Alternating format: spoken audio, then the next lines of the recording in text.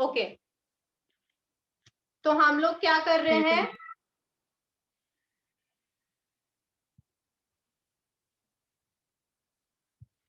कैसे हम स्पेसिमेन को जो है प्रिपेयर करेंगे। ठीक है, this is the procedure, 7 steps होती हैं कि कैसे हम स्पेसिमेन को प्रिपेयर करते हैं। ठीक है, तो फर्स्ट स्टेप जो है वो है फिक्सेशन। मतलब इसमें हम क्या करते हैं, जो भी सेल या जो टिश्यू को हम क्या करते हैं, ग्लास स्लाइड पे फिक्स करते हैं। या तो हम कोई सॉल्यूशन यूज करेंगे या तो हम उसको फ्रीज कर देंगे। That is the first step. Second step जो होती है that is called dehydration. Dehydration का मीनिंग सबको पता है क्या होता है, इसमें हम वाटर को रिमूव कर देते हैं। Removal of water is called dehydration. ठीक है। Ma'am I posted the doubt. Third step है एम्बेडिंग। अब एम्बेडिंग क्या होता है, तो एम्बेडिंग जो है बेसिकली हम क्या करते हैं, जो हमने सैंपल लिया है, मतलब फॉर एग्जांपल हमने कोई सेल ली है या हमने कोई टिश्यू लिया है, तो उसको क्या करेंगे, हम उसमें पैराफिन वैक्स जो है यूज करेंगे, जिससे वो सैंपल जो है हार्ड हो जाएगा। ठीक है, तो इजीली हम उसको कट कर सकते हैं, उसकी सेक्शनिंग कर सकते हैं। तो थर्ड स्टेप होती है वो होती है एम्बेडिंग। ठीक है, फिर फोर्थ जो स्टेप होती है या जो फोर्थ प्रोसीजर होता है वो उसको हम बोलते हैं सेक्शनिंग। अब हमने पहले क्या किया, एम्बेडिंग की प्रोसेस करी है। अब सेक्शनिंग में हम क्या करेंगे, जो भी हमने प्रिपेयर जो टिश्यू या सेल लिया था उसको हम ट्रिम करेंगे, कट करेंगे। और किसकी डिवाइस के थ्रू हम कट करेंगे, थ्रू माइक्रोटोम। प्रिंस का मैसेज है फिक्सेटिव क्या होता है। फिक्सेटिव मतलब किसी चीज को फिक्स करने के लिए हम सॉल्यूशन यूज करते हैं, जैसे कि formalin. Formalin is called fixative solution. या हम फ्रीजिंग करते हैं, मतलब जो टिश्यू या हम सेल हमने ली है जिसका हमको स्पेसिमेन बनाना है, जिसको ग्लास ग्लास स्लाइड पे हमको प्रिपेयर करना है, उसको हम क्या कर देंगे, या तो फ्रीज कर देंगे या तो हम किसी सॉल्यूशन में, फिक्सेटिव सॉल्यूशन में डाल देंगे। ठीक है, समझ में आया। चलो, नेक्स्ट जो मेथड है दैट इज कॉल्ड सेक्शनिंग। अब सेक्शनिंग में हम क्या करते हैं, जो भी टिश्यू लिया हमने या जो भी हमने सेल लिया है उसको हम कट करेंगे। अब कट कैसे करेंगे, हाथ से तो हम नहीं कट कर सकते हैं, तो उसके लिए एक डिवाइस होती है जिसको हम बोलते हैं microtome. Microtome is a device which cut sectioning, जो विच कट द टिश्यू और सेल। ठीक है, फिर नेक्स्ट है रिहाइड्रेशन की प्रोसेस। अब रिहाइड्रेशन में क्या करते हैं, इसमें हम लोग क्या करते हैं, वाटर को अगेन क्या करते हैं, वाटर में जो भी हमने जो स्पेसिमेन हमारा जो रहता है उसको क्या करते हैं, वाटर में क्या कर लेते हैं, उसको उस पे वाटर डाल देते हैं। तो जिससे वो जो स्टेनिंग की प्रोसेस है ना अच्छे से होती है। पहले हमने डिहाइड्रेशन किया, लेकिन अब हम क्या कर रहे हैं, रिहाइड्रेशन कर रहे हैं। ठीक है, उसमें वाटर डाल रहे हैं। फिर नेक्स्ट स्टेप होती है स्टेनिंग। अब स्टेनिंग क्या होता है, बेसिकली जो टिश्यू या सेल हमने लिया है, जो स्पेसिमेन हमने लिया है, उसको कलर प्रोवाइड करता है स्टेनिंग। ठीक है, जैसे आपने अगर देखा भी होगा, मैंने एक वीडियो सेंड किया था, 2 वीडियो सेंड किए थे, एक एनिमल सेल का और प्लांट सेल का। तो उसमें आपने देखा होगा, और अपने ध्यान से देखा होगा, तो उसमें जो स्टेनिंग, जो स्टेन करने के लिए जो केमिकल यूज किया था, जैसे कि अगर मैं एनिमल की बात करूं, तो एनिमल में I think methylene blue use किया था और यस। सेफ्रानिन यूज किया था। तो दीज आर द स्टेन्स जो कलर प्रोवाइड करते हैं। कलर प्रोवाइड करने का मेन जो इंटेंशन होता है, इसलिए क्योंकि वो हमको अच्छे से विजिबल हो। जब हम माइक्रोस्कोपिक स्टडी करें ना, तो अच्छे से हमको सारे सेल्स या सारे पार्ट्स अंदर अच्छे से दिखे। That's why we are using staining. ठीक है, अब वो सॉल्यूशन भी हो सकता है, डाइज भी हो सकते हैं, केमिकल एजेंट भी हो सकता है। ठीक है, स्टेन में हम कुछ भी यूज कर सकते हैं। हाँ, राजवीर का मैसेज है रिहाइड्रेशन क्या होता है, तो देखो, it is opposite of dehydration. Dehydration मतलब पानी का निकालना, दैट इज डिहाइड्रेशन। रिहाइड्रेशन मतलब अगेन पानी में पानी उसको दे देना, मतलब जो भी हमने स्पेसिमेन बनाया उसको उसमें वाटर ऐड कर देना, उसको हम क्या बोलते हैं, रिहाइड्रेशन। नेक्स्ट जो प्रोसेस है मैम आई उसको वाज हम, आस्किंग द प्रोसेस। हाँ, तो रिहाइड्रेशन में हम क्या करते हैं, जो भी सेक्शन जो होता है वो क्या करता है, क्योंकि उसमें वैक्स भी प्रेजेंट होता है, पैराफिन वैक्स भी होता है। ठीक है, तो उसको डिसॉल्व करना रहता है, और वो डिसॉल्व किसके थ्रू Ma'am means you होगा? have to replace the wax with water, right? हाँ, तो वाटर हमको क्या करना रहता है, उसमें डालना रहता है, जो एक्सेस जो वैक्स वगैरह जो रहता है ना वहां से निकल जाए। फिर लास्ट स्टेप जो होती है उसको हम बोलते हैं माउंटिंग। ठीक है, अब माउंटिंग जो होता है, हमने जो भी सैंपल को जिसपे ऑब्जर्व करना है, जैसे कि ग्लास स्लाइड हमने ले ली, उस पे उस सेक्शन को या उस सेल को, उस टिश्यू को हम रखेंगे और किसके नीचे ऑब्जर्व करेंगे, जो भी माइक्रोस्कोप हमारे पास है उसके नीचे हम उसको ऑब्जर्व करेंगे। तो ये 7 स्टेप्स होती है किसी भी स्पेसिमेन को प्रिपेयर करने के लिए। ठीक है, यूजुअली ये क्वेश्चन आता है, मतलब आपको जो है ये जो प्रोसेस जो प्रोसीजर होती है कि फर्स्ट पे कौन सा होता है, सेकंड पे कौन सा होता है, ये आपको लर्न होना चाहिए। डेफिनेशन लर्न नहीं है कोई बात नहीं, बट आपको पता होना चाहिए कि पहली स्टेप कौन सी होती है, सेकंड स्टेप कौन सी होती है, थर्ड, क्योंकि क्वेश्चन आता है एग्जाम में, इसीलिए मैंने आपको जो है एक्स्ट्रा पढ़ाया है ये। ठीक है, स्टेनिंग क्या होता है, तो स्टेनिंग बेसिकली क्या होता है, कलर प्रोवाइड करना। जो भी हमने सेक्शन बनाया है, जो भी हमारा स्पेसिमेन है, उसको हम कलर प्रोवाइड करते हैं, दैट इज कॉल्ड स्टेनिंग। ठीक है, मैम नॉर्मली किस कलर का रहता है? कलरलेस होता है ना बेटा, टिश्यू और सेल तो कलरलेस होते हैं। अगर उनको अच्छे से आपको स्टडी करनी है तो आपको कलर प्रोवाइड करना पड़ता है उसको, इसलिए हम स्टेनिंग की प्रोसेस करते हैं। चलो, तो ये हो गया है आई थिंक सो। अब हम लोग जो है DPP, Can you explain embedding? हाँ ठीक है, एम्बेडिंग मैं बताती हूँ एम्बेडिंग क्या होता है। And ma'am also mountaining.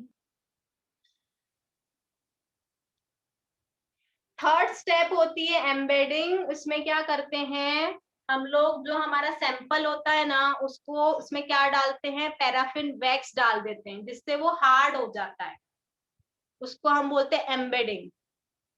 ठीक है, Yes, Ma'am, ma'am. to Okay. prevent twist and turns. Krishna का मैसेज है प्रोमिनेंस। प्रोमिनेंस मतलब कि वो अच्छे से विजिबल हो, दैट इज कॉल्ड प्रोमिनेंस। चलो, हाँ, माउंटिंग क्या होता है ये भी डाउट था। तो माउंटिंग बेसिकली क्या किया जाता है, माउंटिंग जब आपने कलरिंग प्रोवाइड कर दिया उसको, तो हम क्या करेंगे, एक ग्लास स्लाइड लेंगे, जो भी सैंपल हमारे पास है उसको उस ग्लास स्लाइड पे रखेंगे, उस पे कवर स्लिप लगाएंगे और उसको ऑब्जर्व करेंगे अंडर माइक्रोस्कोप। उस प्रोसेस को हम बोलते हैं माउंटिंग। Excuse me, ठीक है, ma'am, the process given in our book, it is about what? जो प्रिपरेशन आपको दी है ना बेटा, वो एक सिंपल सी लैंग्वेज में आपको दी है, वो टेम्पररी स्लाइड बनाने की आपको दे रखी है, लेकिन यूजुअली जो एग्जाम होता है ना उसमें ये आपको स्टेप्स पूछी जाती है, तो मैंने आपको इसलिए स्टेप्स बताई हैं। जो प्रिपरेशन ऑफ माइक्रोस्कोपिक स्लाइड जो आपके मॉड्यूल में दिया है वो जस्ट आप रीड कर सकते हो, वो बहुत इजी है, आप जस्ट एक बार रीड करोगे आपको समझ में आ जाएगा। ठीक है, चलो, अब हम लोग जो है एसीपी डिस्कस करेंगे। सबसे पहले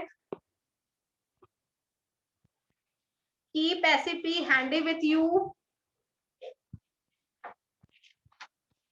ठीक है, तो हमने लेक्चर 1, लेक्चर 2, लेक्चर 3 डिस्कस कर लिया था। ठीक है, लेक्चर 3 का हमने क्वेश्चन नंबर 5 और 6 नहीं किया था, तो मैं एक बार बता देती हूँ आपको क्या करना है। क्वेश्चन है, what is the composition of cell wall and give example of secondary deposition. तो इसमें मैंने आपको बताया था सेल वॉल का जो कंपोजिशन है, जो आपके मॉड्यूल में भी दिया है, तो उसमें आपको कंपोजिशन लिखना है। ठीक है, और सेकेंडरी डिपोजिशन का जो एग्जाम्पल है वो है लिग्निन, आप बता सकते हो, रेजिन बता सकते हो। ठीक है, lignin. Ma'am, can you explain secondary deposition? हाँ, सेकेंडरी डिपोजिशन मतलब कि एक्स्ट्रा मटेरियल जो है प्लांट में सिक्रीट होता है, ठीक है, उसको हम बोलते हैं सेकेंडरी डिपोजिशन। वो सब में नहीं होता है, ठीक है, तो उसमें क्या केमिकल एजेंट प्रेजेंट, क्या चीज प्रेजेंट होती है, तो लिग्निन प्रेजेंट होता है या रेजिन प्रेजेंट होता है।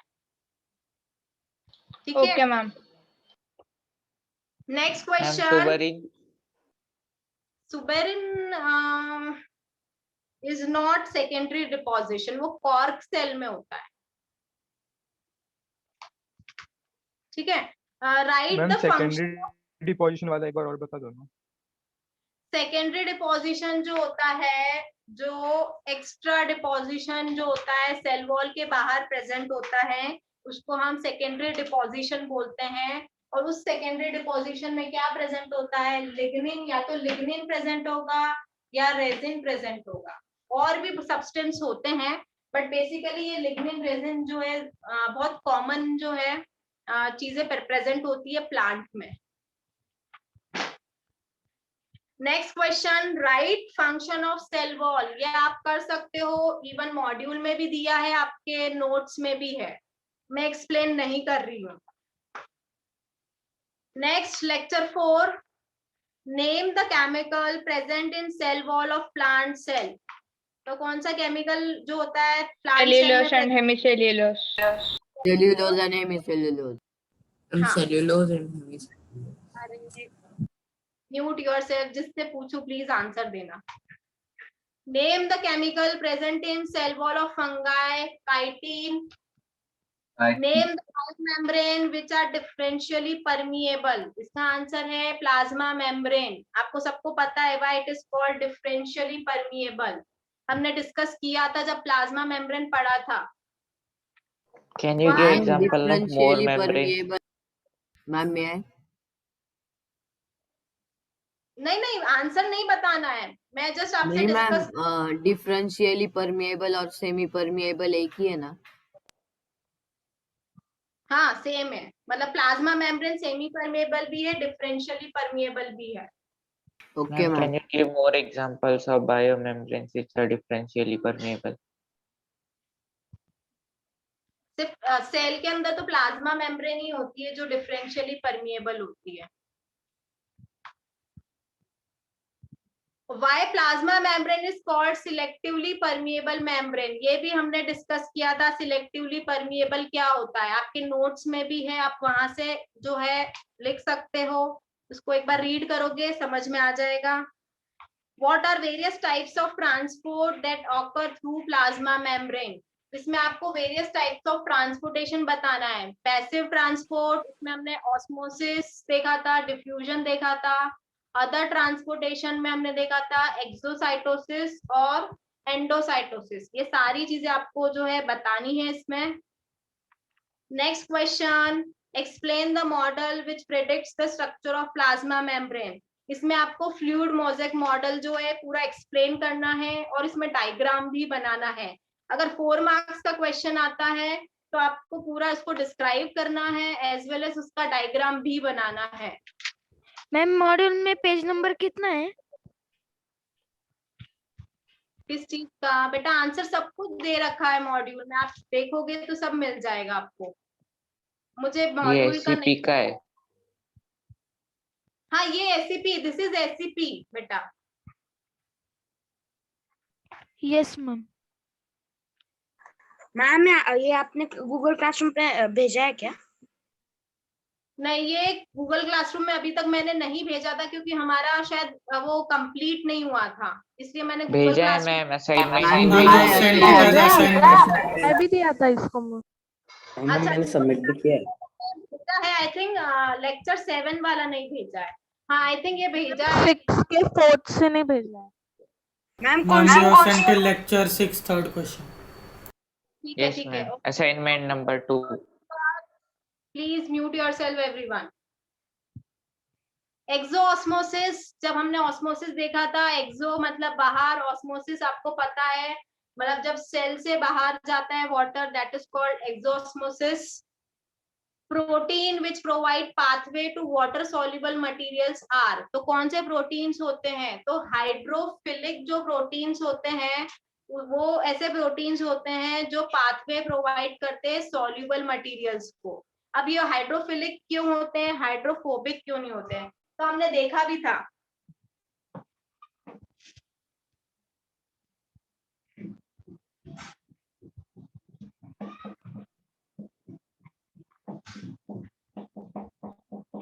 अब हाइड्रो का मतलब होता है वाटर, और फिलिक का मतलब क्या होता है?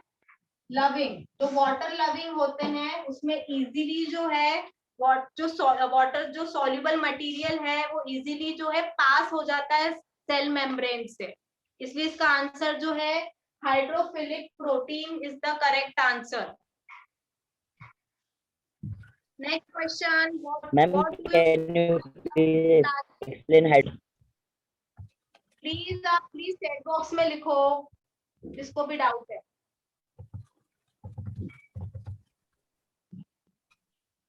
रुको मैं चेक करती हूँ।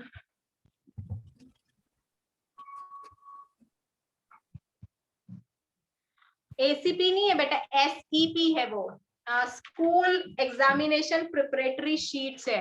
कोई बात नहीं, आप सिर्फ क्वेश्चंस ध्यान से सुनो, क्योंकि ये जो है ऑलरेडी मैंने गूगल क्लासरूम में अपलोड करा इन ए फॉर्म ऑफ होमवर्क, ठीक है? तो आप जस्ट ध्यान से क्वेश्चन सुनो और आंसर सुनो, क्योंकि मैं ये होमवर्क फिर से देने वाली हूँ। मतलब जो होमवर्क आपका नहीं हुआ है, मतलब जो लेक्चर 7 लेक्चर 8 है वो मैं अगेन आपको होमवर्क में देने वाली हूँ। ये ऑलरेडी आप कर चुके हो, ठीक है? तो प्लीज आंसर्स ध्यान से सुनो जिसने नहीं किया है। मैम रुको, श्रावणी का मैसेज है, ma'am do we have to solve SCP in, आप जो है एससीपी में अगर आप करोगे तो ठीक है, लेकिन जब आप होमवर्क सेंड करोगे गूगल क्लासरूम में तो आपको नोटबुक में ही लिखना है, ठीक है? मैंने एक दो को स्टूडेंट्स को मैसेज भी किया था कि कोई प्रॉब्लम नहीं है, इस बार आपने कर दिया है पेंसिल से एससीपी में, बट नेक्स्ट टाइम से आप नोटबुक में जो है आपको सॉल्व करना है, लिखना है। चलो नेक्स्ट क्वेश्चन है, what do you mean by term plasmolysis? Plasmolysis again हमने देखा था प्लांट सेल में होता है प्लाज्मोलिसिस, जब उसको हम हाइपरटोनिक सॉल्यूशन में रखेंगे तो प्लाज्मोलिसिस की प्रोसेस होती है, ये एक्सप्लेन करना है आपको। Next question, a normal cell will become turgid when placed in hypotonic solution, ये भी हमने देखा था। अगर हम सेल को जो है हाइपोटोनिक सॉल्यूशन में रखेंगे तो क्या हो जाएगा? वाटर का मूवमेंट होगा इनसाइड द सेल, जिसके कारण जो सेल है वो टर्जिड हो जाएगी, ठीक है? नेक्स्ट है, how flexibility of plasma membrane help amoeba in nutrition? तो प्लाज्मा मेम्ब्रेन कैसे करती है, इसमें आपको फेगोसाइटोसिस की प्रोसेस जो है एक्सप्लेन करनी है। इवन आपने न्यूट्रिशन इन अमीबा आपने पढ़ा होगा 7th स्टैंडर्ड में कि कैसे अमीबा में न्यूट्रिशन होता है। तो प्लाज्मा मेम्ब्रेन जो है वो वैक्यूल का फॉर्मेशन करती है थ्रू प्लाज्मा मेम्ब्रेन, ये सारी चीजें आपको एक्सप्लेन करना है। नेक्स्ट है, difference between osmosis and diffusion, it is also given in your module, difference आपको बताना है। Next question, who discovered nucleus? तो उसका आंसर है Robert Brown. What is gene? Gene is basically it's a part of DNA, ठीक है? और आप लिख सकते हो gene is the heredity material which transfer from one generation to another, उसको हम बोलते हैं gene, ma'am right? Yes Aryan. Ma'am can we write fundamental unit of hereditary and variation? Yes, fundamental unit of heredity and evolution, उसको आप लिख सकते हो। Right, full form of DNA deoxyribonucleic acid is the full form of DNA. फिर next है, what do you mean by term nucleoid और genophore? Genophore क्या होता है? तो जीनोफोर या न्यूक्लियोइड हमने देखा था जब हमने बैक्टीरिया का सेल देखा था, उसमें हमने देखा था कि उसमें प्रॉपर न्यूक्लियस प्रेजेंट नहीं होता है पर जेनेटिक मटेरियल प्रेजेंट होता है, वो जेनेटिक मटेरियल को हम बोलते हैं न्यूक्लियोइड या जीनोफोर भी उसको बोलते हैं, ठीक है? नेक्स्ट है, व्हाट इज मेम्ब्रेन बायोजेनेसिस? अब मेम्ब्रेन बायोजेनेसिस क्या होता है? तो मेम्ब्रेन बायोजेनेसिस का मतलब होता है जब सेल मेम्ब्रेन का जब डेवलपमेंट होता है उस प्रोसेस को हम बोलते हैं मेम्ब्रेन बायोजेनेसिस। मतलब किसी सेल मेम्ब्रेन का या प्लाज्मा मेम्ब्रेन का जब सिंथेसिस होता है, जब डेवलपमेंट होता है, उस प्रोसेस को हम बोलते हैं मेम्ब्रेन बायोजेनेसिस, ठीक है? अब ये जो एंडोप्लाज्मिक रेटिकुलम है कैसे हेल्प करता है? तो सबने एंडोप्लाज्मिक रेटिकुलम पढ़ा है, जिसमें हमने देखा था कि एंडोप्लाज्मिक रेटिकुलम 2 टाइप का होता है। एक होता है रफ एंडोप्लाज्मिक रेटिकुलम, दूसरा होता है स्मूथ एंडोप्लाज्मिक रेटिकुलम। तो ये जो रफ एंडोप्लाज्मिक रेटिकुलम होता है, उसमें क्या प्रेजेंट होते हैं, राइबोसोम्स प्रेजेंट होते हैं। तो ये राइबोसोम्स क्या करते हैं, प्रोटीन का सिंथेसिस करते हैं। ठीक है। अब उसके अलावा हमने देखा था एंडोप्लाज्मिक रेटिकुलम में SER प्रेजेंट होता है, जिसको हम बोलते हैं स्मूथ एंडोप्लाज्मिक रेटिकुलम। अब ये जो स्मूथ एंडोप्लाज्मिक रेटिकुलम होते हैं, जो लिपिड का फॉर्मेशन करते हैं। ठीक है।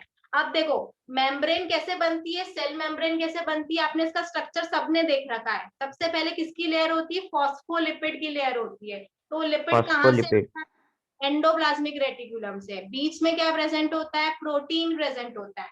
फिर नेक्स्ट लेयर किसकी होती है, फॉस्फोलिपिड की होती है।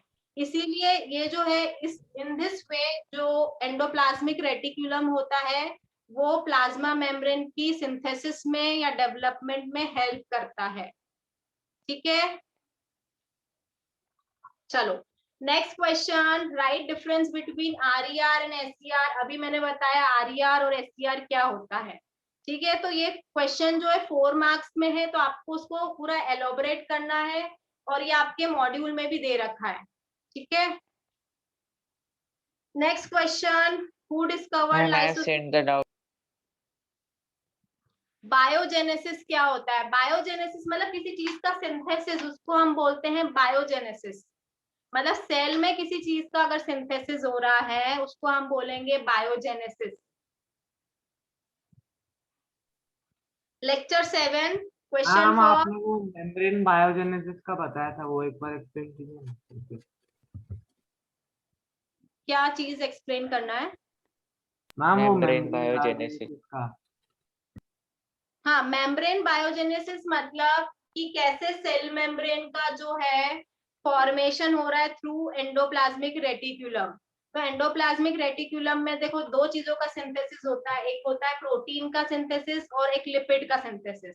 तो ये क्या करता है एंडोप्लाज्मिक रेटिकुलम, प्रोटीन का भी फॉर्मेशन करता है जो सेल मेम्ब्रेन को लगता है, एज वेल एज जो लिपिड्स होते हैं उसका भी सिंथेसिस करता है। आपने अगर स्ट्रक्चर देखा होगा प्लाज्मा मेम्ब्रेन का, तो उसमें आपने देखा होगा कि सबसे फर्स्ट लेयर किसकी प्रेजेंट होती है, लिपिड की होती है, जिसको हम क्या बोलते हैं, फॉस्फोलिपिड। ठीक है। बीच में प्रेजेंट होता है प्रोटीन। तो प्रोटीन कहाँ से मिलता है, एंडोप्लाज्मिक रेटिकुलम प्रोवाइड करता है। और उसके बाद नेक्स्ट लेयर किसकी प्रेजेंट होती है, अगेन लिपिड की होती है। वो कौन प्रोवाइड करता है, वो ट्यूब्यूल्स प्रोवाइड करता है ऑफ एंडोप्लाज्मिक रेटिकुलम, या हम बोल सकते हैं SER प्रोवाइड करता है। तो इन दिस वे जो है मेम्ब्रेन जो है सेल मेम्ब्रेन का जो है सिंथेसिस होता है, या इसको हम बोल सकते हैं बायोजेनेसिस होता है। ठीक है। चलो next question, who discovered lysosome. तो किसने किया था, Christian did you? डुवे ने किया था। अब परऑक्सिसोम्स को हम यूरिकोसोम्स बोलते हैं। फिर what is the function of elaioplast, क्या फंक्शन हमने देखा था, And they store, I think, protein. Storage of proteins. Proteins का तो स्टोरेज ऑफ फैट्स, फास्ट होता है I think, storage of fats. Storage of fat. हाँ, what is the function of alioplast? It is function of alioplast is to store fats. Now next question, what is the role of plastid? ये आप बता सकते हो, उसमें आपका बताना है कि प्लास्टिड कैसे रोल प्ले करता है। इसमें आपको क्लोरोप्लास्ट, क्रोमोप्लास्ट सारी चीजें एक्सप्लेन करना है। What is the role of ग्लायोक्सिसोम्स? ग्लायोक्सिसोम्स क्या करता है, ये भी हमने कल देखा था, तो आप एक्सप्लेन कर सकते हो। Glycosylate cycle. लाइसोसोम के डिफरेंट टाइप्स भी मैंने कल एक्सप्लेन करे थे, primary lysosome, secondary lysosome, residual body and autophagic. तो इसमें आपको 4 मार्क्स के क्वेश्चन में सारा ही एक्सप्लेन करना है। Next lecture 8 question first, what are oxysomes. Oxysomes क्या होते हैं, तो ऑक्सिसोम्स जो होते हैं बेसिकली ATP सिंथेसाइजिंग यूनिट होता है ऑक्सिसोम्स। ठीक है। जो किस में प्रेजेंट होता है, जो क्रिस्टे में प्रेजेंट होता है, क्रिस्टे ऑफ माइटोकॉन्ड्रिया में प्रेजेंट होता है, एटीपी का सिंथेसिस करता है। इस ऑक्सीसोम्स को हम F1 F0 पार्टिकल भी बोलते हैं। ठीक है, next question, name the fluid present in mitochondria. तो कौन सा फ्लूइड प्रेजेंट होता है, उसको हम बोलते हैं matrix. Right the full form of mRNA and rRNA। तो जो फुल फॉर्म है mRNA और rRNA का, mRNA का फुल फॉर्म है मैसेंजर RNA, ठीक है, और rRNA का फुल फॉर्म है क्या था, messenger RNA and ribosomal RNA, yes. And एक और RNA होता है जिसको हम बोलते हैं tRNA, ट्रांसफर RNA बोलते हैं उसको, ठीक है। तो mRNA is messenger RNA, rRNA is ribosomal RNA and tRNA is transverse RNA. चलो next question, what do you mean bye semi autonomous organelle. इसमें आपको बताना है सेमी ऑटोनोमस ऑर्गेनल कौन कौन से हैं, माइटोकॉन्ड्रिया, प्लास्टिड और क्यों है, ये भी मैंने क्लास में बताया है। Next question, what is the function of centriole. तो सेंट्रियोल आई थिंक हमने नहीं देखा था, तो वो हम जस्ट एक बार देख लेते हैं। मैंने जो है पीडीएफ में भी आपको मैंने लिखा है सेंट्रियोल क्या होता है और सेंट्रोसोम क्या होता है।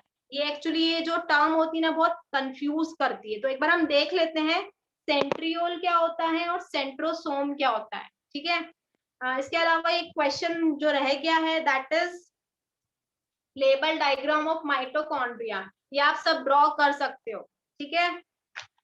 क्रॉसवर्ड्स ये होमवर्क है आपके लिए, ये मैं नहीं बताऊंगी। चलो अब हम लोग देखते हैं सेंट्रियोल क्या होता है और सेंट्रोसोम क्या होता है। यस राजवीर, चैट में लिखो बेटा।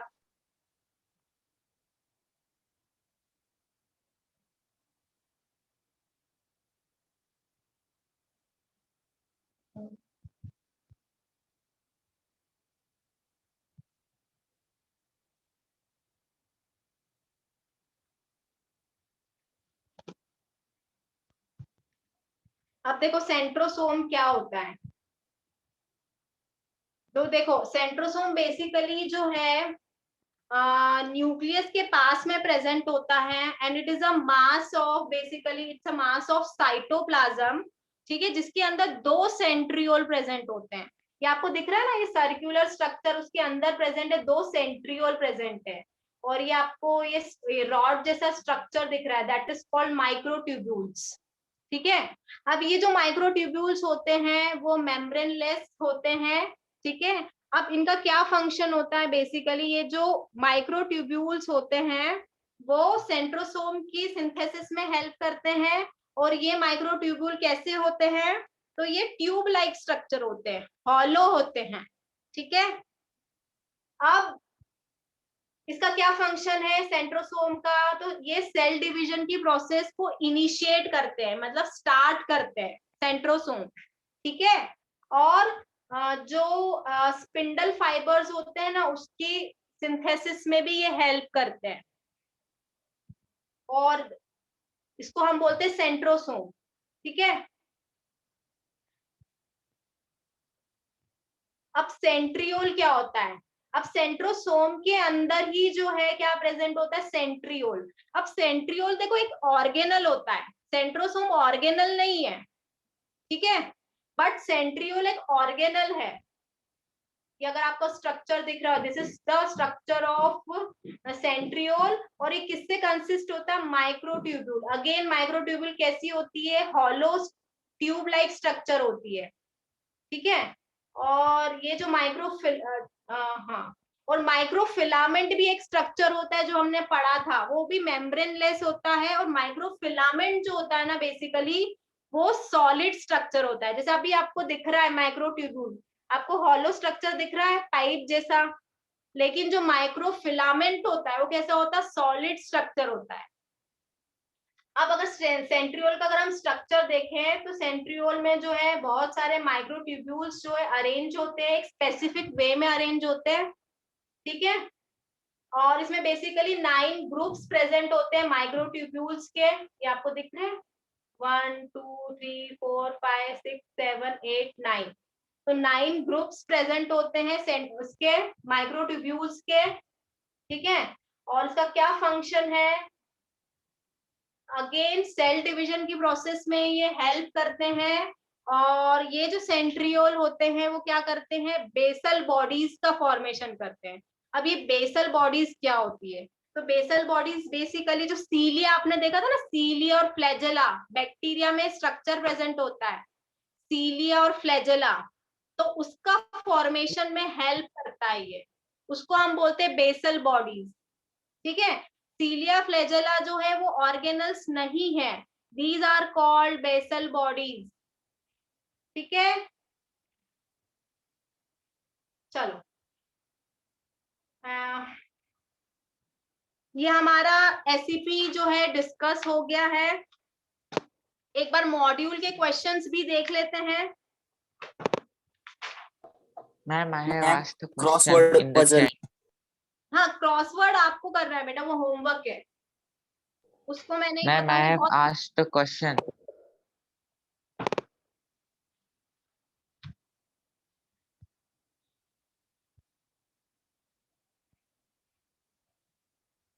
बच्चों के पास डीपीपी एसईपी नहीं है, ठीक है, मैं गूगल क्लासरूम में सेंड कर दूंगी।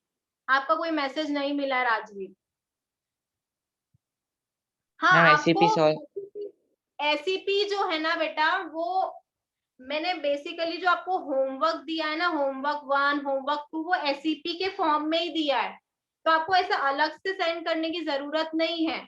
अभी मैम जब हमारा मैं सिर्फ जो रिमेनिंग एसईपी है वो पूछ रहा हूँ, वो दोनों होमवर्क हो गए। मैं होमवर्क के फॉर्म में सेंड करूंगी, डेफिनेटली मैं करूंगी वो। Yes ma'am.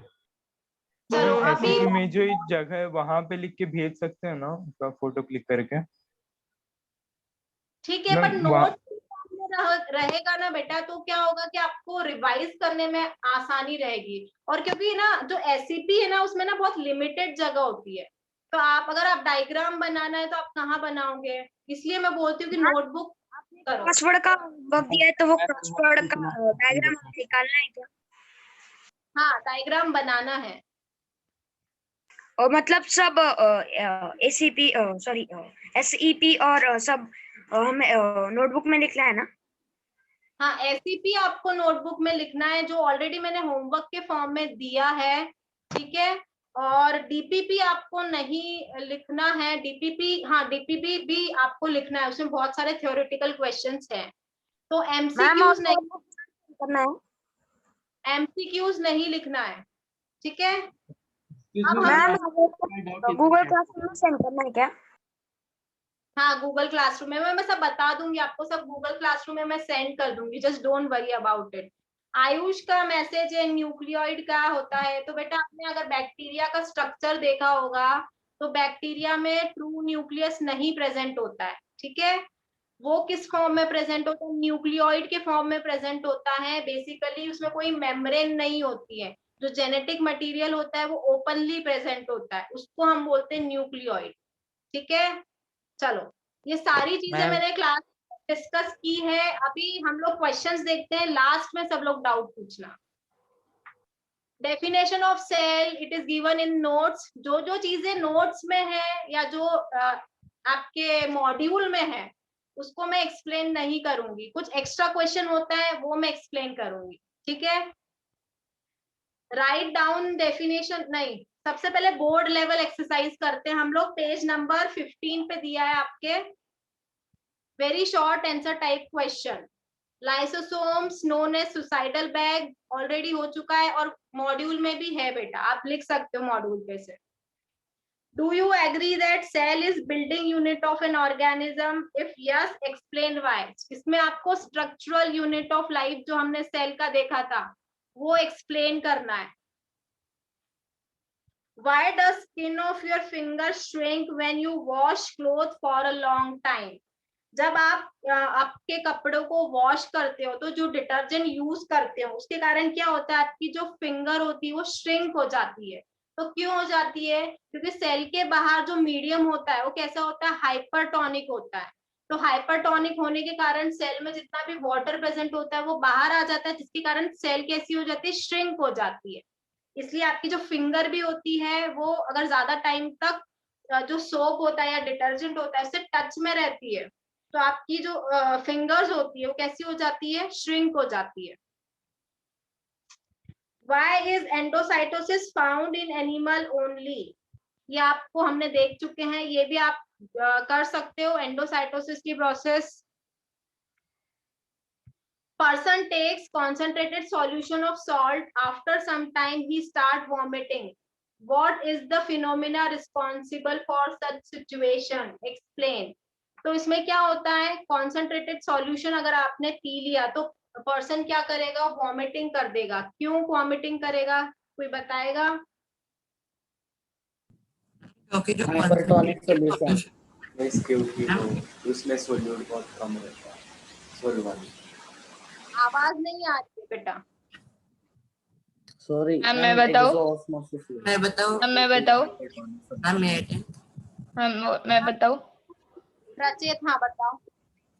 मैम जब हम कॉन्सेंट्रेटेड सोल्यूशन पीते हैं तो जो सॉल्वेंट होता है वो हमारे बॉडी के अंदर ज्यादा होता है और जो सॉल्यूशन में है वो कम होता है। इसलिए ऑस्मोसिस के वजह से जो सॉल्वेंट पार्टिकल्स होते हैं वो बाहर आ जाते हैं। They travel from higher concentration to lower concentration, so we vomit out. ठीक है, सही है। चलो next question. Right the name of different plant parts in which chromoplast, chloroplast, leucoplast are present. ये आपके नॉलेज बूस्टर में दे रखा है answer. What is bacterial cell different from onion peel? तो बैक्टीरियल सेल कैसी हो गई, प्रोकैरियोटिक सेल हो गई। ओनियन पील सेल कैसी होती है, यूकैरियोटिक होती है और प्लांट सेल होती है। Ma'am, means you have to write the difference between eukaryotic and prokaryotic, right? How do substance like carbon dioxide and water move in and out of cell? तो कैसे होगा, through the process of diffusion. हाँ, how does amoeba obtain its food? आपको phagocytosis की process explain करना है। Name the organelle in plant cell that contain their own genetic material. Right, इसमें आपको आंसर करना है Plastids, chloroplast, mitochondria and chloroplast. Long answer type जो है, why do plant cell possess large size? Ma'am, your voice was echoing. Can you repeat? रुको एक minute. हाँ, question is that why do plant cells possess large sized vacuole? Plant जो sales होती है उसमें large size vacuole क्यों होता है? And for storage of food. Ma'am, may I tell? Next कोई और बताएगा प्रत्येक के Ma'am, अलावा? as the plants cannot excrete, so they store the waste materials also in the vacuole and also water. And when they need it, they can take out. And when the cell bursts, the waste materials are also secreted. Okay, और इसमें आपको जो है vacuole के बारे में भी आपको बताना पड़ेगा क्योंकि 4 मार्क्स का क्वेश्चन है। ठीक है, नाउ नेक्स्ट क्वेश्चन है, are chromatin, chromatid and chromosome related to each other? तो देखो क्रोमेटिन आपको पता है, क्रोमेटिन थ्रेड्स जो होते हैं प्रेजेंट होते हैं न्यूक्लियस में। क्रोमेटिड जो होता है ना, क्रोमोसोम्स की It is a arm of chromatid, means half of chromosome are called chromatid. हाँ, और क्रोमोसोम्स आपको पता है कि क्या होते हैं। ठीक है, तो this is the difference between chromatid, chromatin, chromatid and chromosomes. Ma'am, they are asking relation. So that's what. How are chromatin, chromatid and chromosomes related to each other? तो आपको बताना ना, देखो न्यूक्लियस How में chromosomes are formed, how chromatid. May I tell? Ma'am, chromatin fibers can I tell? contains and form. May I tell? Can I tell? Chromatin fibers condensate Metal. and form chromosomes, and half of the chromosome is called chromatid. और chromosomes, ठीक है। Next है, what are the consequences of following condition? A cell containing higher water concentration than surrounding medium, कौन सा condition होती है? Hypotonic solution. में low water concentration है, hypertonic. Hypertonic solution. Hypertonic. Isotonic. Equal amount of. Isotonic. Isotonic solution. Isotonic solution. Next है, draw a label diagram of animal cell. आप बना सकते हो एनिमल सेल का, यूकैरियोटिक का भी मैम आप बनाया डायग्राम, है पहले। ठीक है। फिर differentiate between rough and smooth endoplasmic reticulum क्या होता है, ये भी हमने देखा था क्लास में। और अगेन वही same question, how is endoplasmic reticulum important for membrane biogenesis, same चीज आपको एक्सप्लेन करना है। Ma'am, question 15. Question number 15, draw a well label diagram of eukaryotic nucleus, मतलब इसमें आपको न्यूक्लियस का डायग्राम ड्रॉ करना है, ठीक है। Ma'am, different from nucleoid. Okay, what is different from nucleoid? How is it different from nucleoid? तो different होता है ना, nucleoid तो basically bacterial cell में मैम present होता है। Metal. Yes, राजवीर बताओ। मैम जो न्यूक्लियोइड होता है उसमें मतलब जो न्यूक्लियोलस होगा या तो फिर वो न्यूक्लियर मेम्ब्रेन से बाउंड नहीं होता है, और जो हेरिडिटी मटेरियल होता है वो स्कैटर्ड होता है। और अगर हम यूकैरियोटिक सेल के न्यूक्लियस देखेंगे तो वो डबल मेम्ब्रेन न्यूक्लियर एनवलप से न्यूक्लियोलस फिर heredity materials they are all bounded. हाँ, मतलब उसमें क्या होता है, देखो यूकैरियोटिक न्यूक्लियस में वेल डेवलप न्यूक्लियस होता है, प्रॉपर न्यूक्लियोलस It होता है, is properly organized. हाँ, न्यूक्लियर मेम्ब्रेन होता है, न्यूक्लियर कैप होता है उसके अंदर, और क्रोमेटिन थ्रेड्स होते हैं। लेकिन न्यूक्लियोइड में ऐसा कुछ भी नहीं होता है। And it is spreaded. हाँ, जो जेनेटिक मटेरियल होता है वो ओपनली होता है इन द साइटोप्लाज्म, उसको हम न्यूक्लियोइड बोलते हैं। चलो नेक्स्ट है सब्जेक्टिव क्वेश्चंस।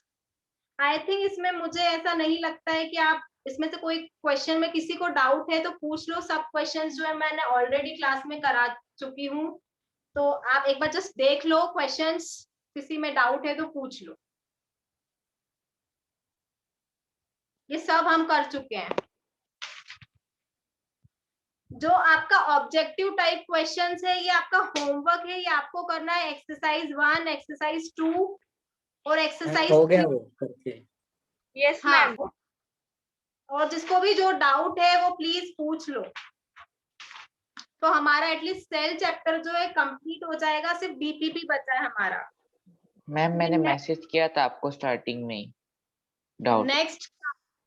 नेक्स्ट क्लास से हम लोग जो है क्या करने वाले, टिश्यू चैप्टर स्टार्ट करने वाले हैं, क्योंकि 13th को आपका सीबीटी भी है, ठीक है। तो सीबीटी का लेवल जो अब होगा, फर्स्ट जो था बायो का टेस्ट काफी इजी था, बट अभी इतना इजी नहीं होगा, तो सबको अच्छे से प्रिपेयर करना है। Yes ma'am. मैम मॉड्यूल से क्वेश्चन नोट MCQ लिखे क्या? हाँ, एमसीक्यूज होमवर्क है, जिसको भी डाउट है वो पूछ सकता है। नहीं मैम, एग्जाम उसका सिलेबस क्या होगा? और डीपीपी जो है आपका, हमें होमवर्क उतना डिस्कस नहीं हो पाएगा, वो भी ऑलरेडी हम सब कुछ कर चुके हैं। इसमें ऐसा कोई भी क्वेश्चन नहीं है जो हमने नहीं किया है, जो नहीं डिस्कस किया है, सारे क्वेश्चंस किए हैं।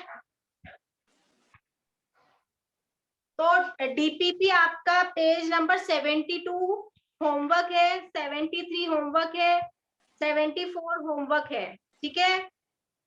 ओके मैम, और वो एससीपी का लास्ट पार्ट वाला भी ना ma'am, lecture 7 and 8 Google classroom में डाल दूंगी, तो मैं सारी चीजें डाल दूंगी। जो डीपीपी की जो एक्सरसाइज है वो भी गूगल क्लासरूम में डाल दूंगी, और जो एससीपी की एक्सरसाइज है वो भी मैं गूगल क्लासरूम में डाल दूंगी। अब जिसको जो भी डाउट है प्लीज अपने चैट बॉक्स में सीबीटी का सिलेबस क्या है? आपको ग्रुप पे दिया है। पीडीएफ में दिया है। Arithmetic issue. अटेंडेंस देखो, जिसको कोई डाउट नहीं है वो क्लास लीव कर सकता है, जिसको डाउट है वो प्लीज प्रेजेंट रहे। अटेंडेंस अटेंडेंस बेटा अभी एक्स्ट्रा क्लास में मैं अटेंडेंस नहीं लेने वाली हूँ। यस, डीपीपी आपको सॉल्व करना है। Thank you ma'am, bye ma'am, have a nice day ma'am. Ma'am DPP भी गूगल क्लासरूम पे आप मतलब डालोगे ना होमवर्क? हाँ, डीपीपी भी डालने वाली हूँ, होमवर्क डाल देना वाली हूँ, क्योंकि अब आपका नेक्स्ट जो है मंडे या ट्यूसडे को आपका लेक्चर होगा सीधे, अब कोई लेक्चर नहीं है। Okay ma'am. पूछो। नेक्स्ट क्लास में जो होगी हमारी, उसमें आप कोई भी मुझे सेल का डाउट नहीं आना चाहिए। जो भी डाउट है अभी इस वीक आप प्लीज अपना जो भी डाउट है आप क्लियर कर लीजिए।